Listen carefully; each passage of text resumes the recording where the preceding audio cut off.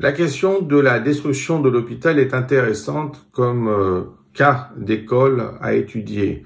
Au départ, tout le monde pensait que c'était une attaque de la part d'Israël. Ensuite, on a compris que c'était pas évident.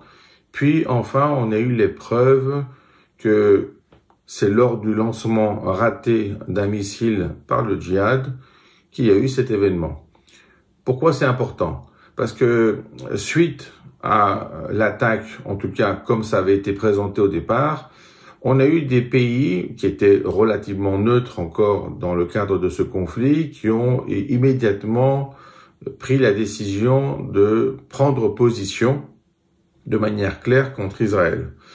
À la suite de quoi, il a bien fallu se rendre à l'évidence que ces pays n'ont pas changé de position au moment de la démonstration que ce n'était pas une attaque d'Israël.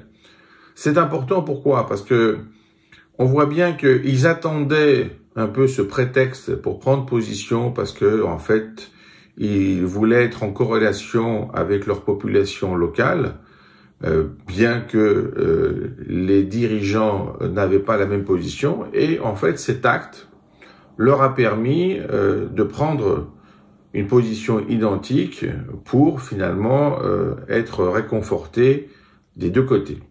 Le problème, c'est que maintenant, comme ça a été démontré, on sait très bien que cet acte n'a rien à voir avec Israël.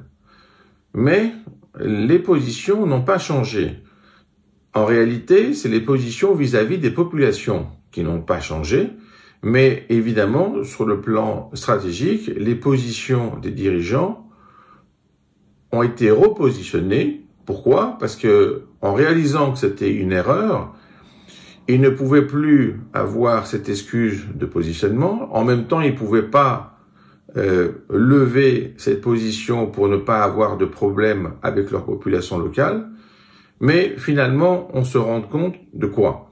On se rend compte que même si on avait au départ essentiellement une fake news qui a été démontrée fake de façon concrète, la prise de position n'a pas changé officiellement, et finalement, quelque chose qui est complètement faux a été utilisé comme une excuse pour changer.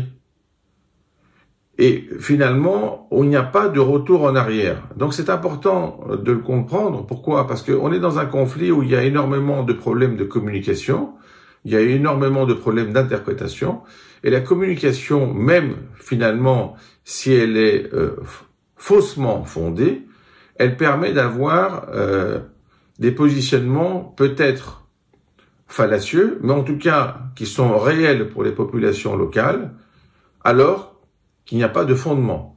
C'est important pour la suite du conflit, parce qu'il faut bien réaliser qu'on aura deux problèmes analogues, et il faudra toujours regarder ce que fait chaque gouvernement de manière officielle vis-à-vis de sa population et ce qu'il fait de manière officielle et réelle sur le plan stratégique dans ce conflit.